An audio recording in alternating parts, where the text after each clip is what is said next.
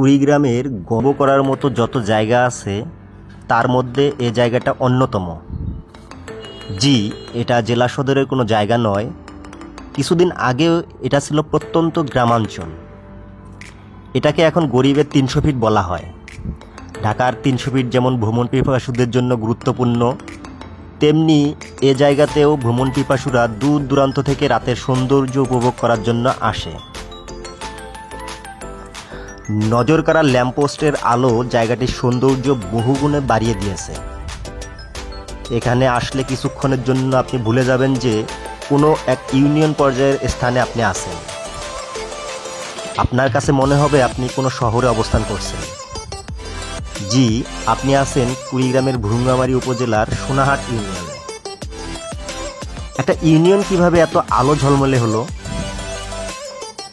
এর পিছনে একটা অবদান আছে, সেটা হলো সোনাহাট স্থলবন্দর।